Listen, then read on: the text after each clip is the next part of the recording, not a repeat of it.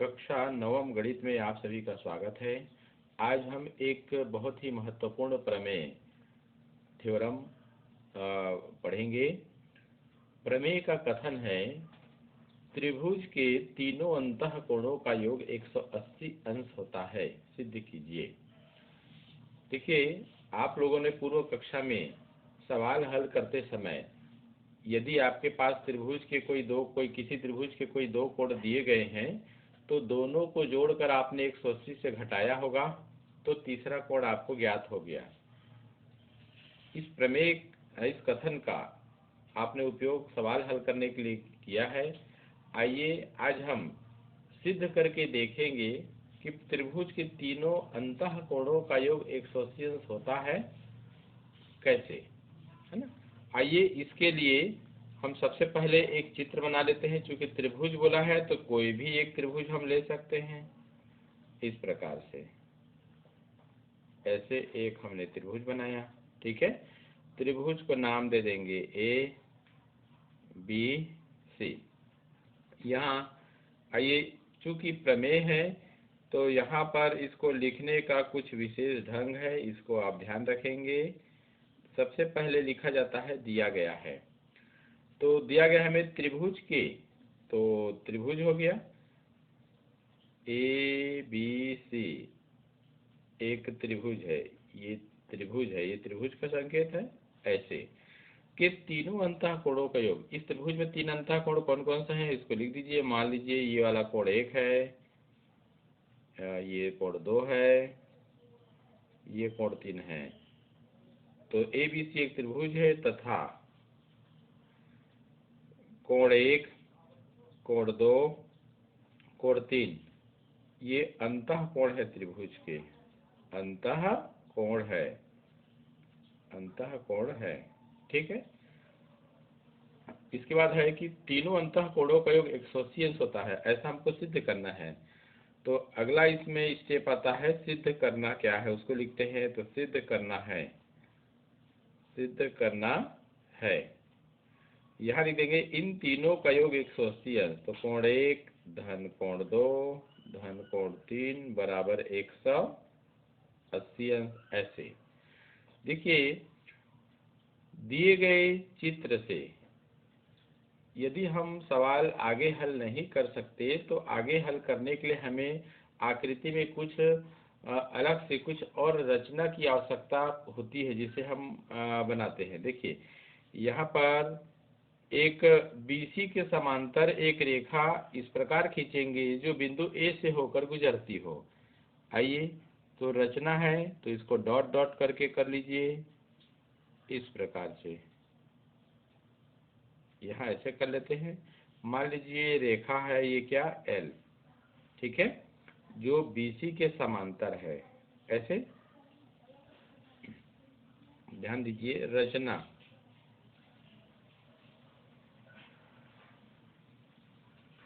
BC के समांतर रेखा L इस प्रकार खींचा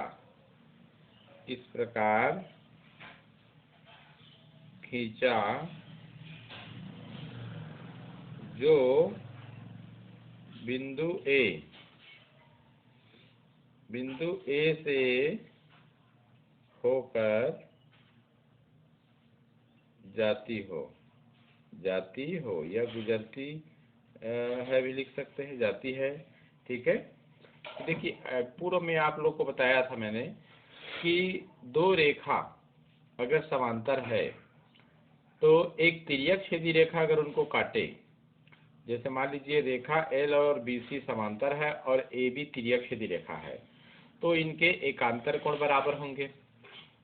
इसी प्रकार से रेखा L और BC समांतर है तो AC तिर्यक रेखा उनको काट रही है, तो इसे देखेंगे। तो अब हमको क्या है, सिद्ध करने के लिए उपपत्ति देखना है, उपपत्ति ही लिखेंगे ना। तो देखिए, यहाँ पर चूंकि रेखा L समांतर है BC, रेखा L BC के समांतर है और AB तिर्यक रेखा है, वह AB तिर्यक रेखा है, तिर्यक छेदी लिख सकते हैं, तिर्यक छेदी रेखा है, ऐसे, तब इनके एकांतर कोण बराबर होंगे। तो इस कोण को नाम दे देते हैं, जैसे कोण 1, कोण 2, कोण 3, तो इसको हमने नाम दे दिया कोण 4 और इसको नाम दे देते हैं कोण 5। तब कोण 2 और कोण 5 बराबर होगा, कोण 2 बराबर कोण 5। कारण क्या लिखेंगे? एकांतर कोण से, एकांतर कोण से दोनों बराबर हैं, और इसे हम समीकरण नंबर 1 नाम दे देते हैं इस कथन को। ठीक है, ध्यान देना है। अब हमको फिर से देखना है, पुनः रेखा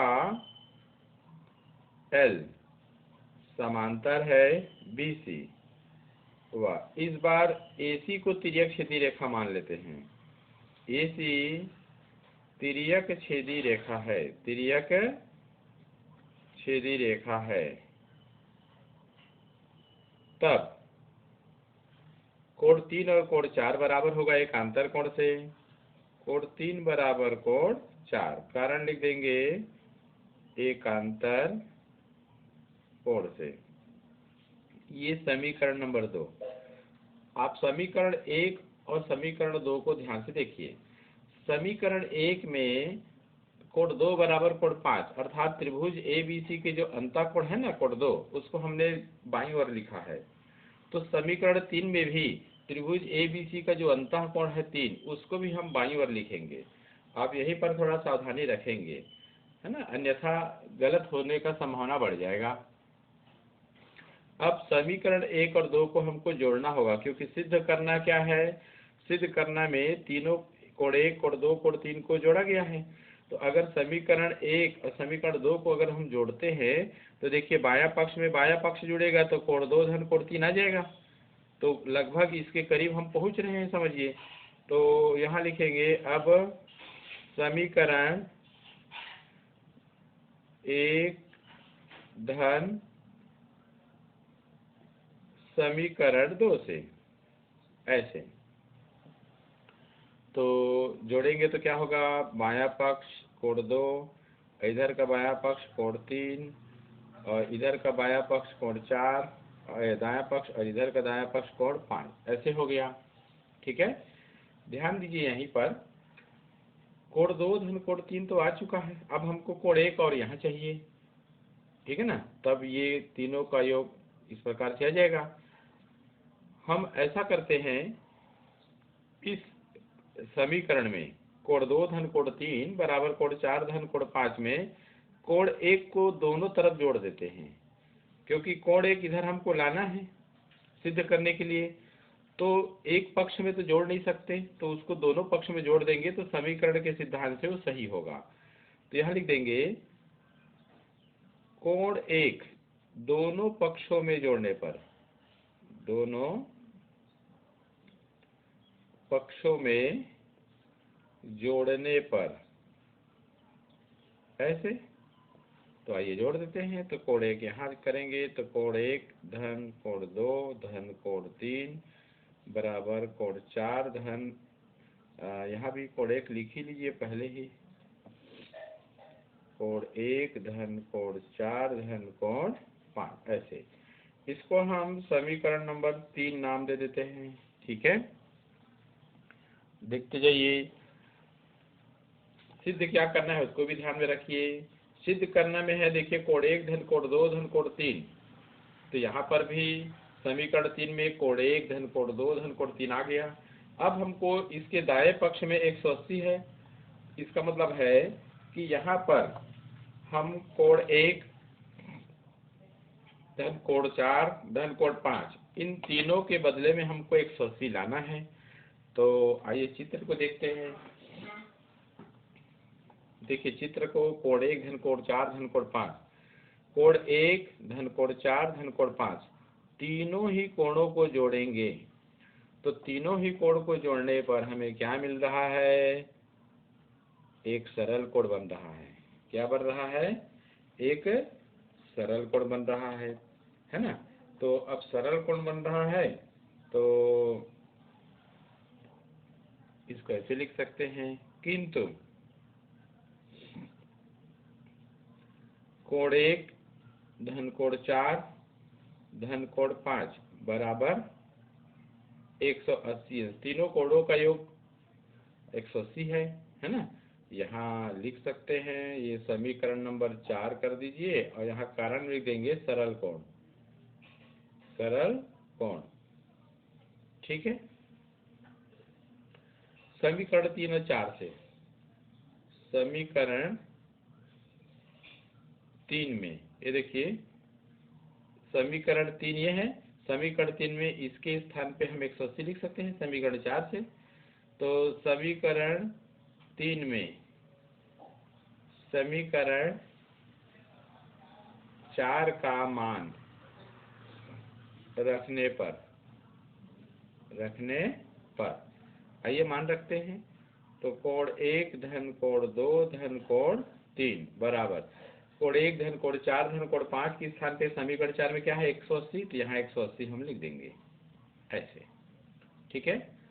और यही हमको सिद्ध करना था, तीनों कोणों का योग 180 अंश होता है। इस प्रकार से ये आ गया, तीनों कोणों का योग 180 अंश। तो यहाँ लिख देंगे अतः सिद्ध हुआ, ठीक ऐसे। अभी हमने देखा कि त्रिभुज के तीनों अंतः कोणों का योग 180 अंश होता है।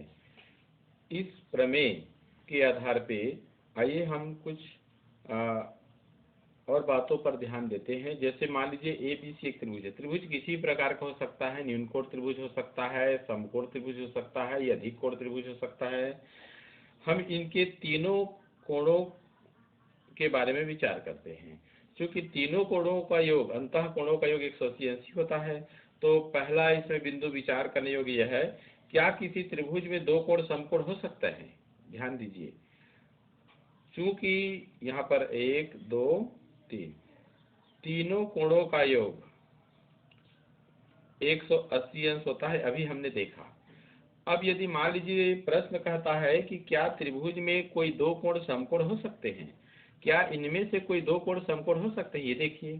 तो ध्यान दीजिए, यदि त्रिभुज में तीनों कोणों में से कोई दो कोण अगर समकोण हो जाए तो एक समकोण का मान होता है 90 अंश, तो दूसरा समकोण का मान भी 90 अंश होगा। इस प्रकार जोड़ेंगे तो आ गया 180 अंश।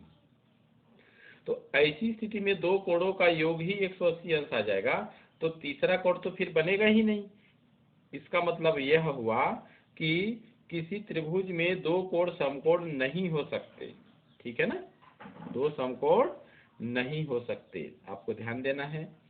इसमें एक और इसमें आ रहा है, किसी त्रिभुज में दो कोण अधिक कोण हो सकते हैं। किसी त्रिभुज, पहले आइए मैं पहला वाला जो कथन है उसको लिख दे रहा हूँ। किसी त्रिभुज में दो कोण, किसी त्रिभुज में दो कोण समकोण नहीं हो सकते, नहीं हो सकते हैं। अगर परीक्षा में सत्य सत्य के रूप में आता है तो ध्यान रखेंगे आप। दूसरा इसमें है, किसी त्रिभुज में दो कोण अधिक कोण हो सकते हैं। किसी त्रिभुज में दो कोण अधिक कोण हो सकते हैं कि नहीं, आइए पहले चेक कर लेते हैं। तो देखिए, त्रिभुज ABC में जब दो कोण 90 अंश के नहीं हो सकते तो दो कोण अधिक कोण कैसे होंगे। क्योंकि अधिक कोण का जो परिभाषा है, ऐसा कोण जिसका अंशीय माप 90 अंश से अधिक किंतु 180 अंश से कम हो। तो ऐसी स्थिति में कोई भी दो कोण जो है, जैसे मान लीजिए अगर हम एक कोण को मान लेते हैं 91 डिग्री 90 अंश अधिक में, और दूसरा अधिक कोण भी मान लीजिए हम 91 डिग्री मान लेते हैं, तो अगर हम जोड़ेंगे तो आ जाएगा 100 कितना 82 अंश आ जाएगा। लेकिन त्रिभुज के तीनों अंतः कोणों का योग ही 180 अंश होता है, तो 182 पॉसिबल नहीं है। इसलिए किसी त्रिभुज में दो कोण अधिक कोण नहीं हो सकते, नहीं हो सकते। इसको आपको ध्यान में रखना है, ठीक है। आइए एक तीसरा कथन में भी विचार करते हैं। किसी त्रिभुज में दो कोण न्यून कोण हो सकते हैं। तो किसी त्रिभुज में दो कोण न्यून कोण हो सकते हैं, न्यून कोण हो सकते हैं, हो सकते हैं। इसको अब देख लेते हैं।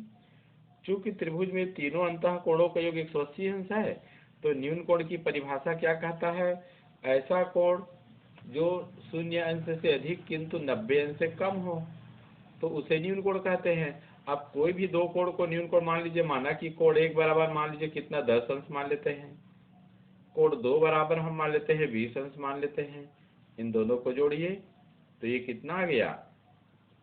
कोण एक और कोण दो का योग 30 अंश। किंतु तीनों कोणों का योग कितना होता है? 180 अंश।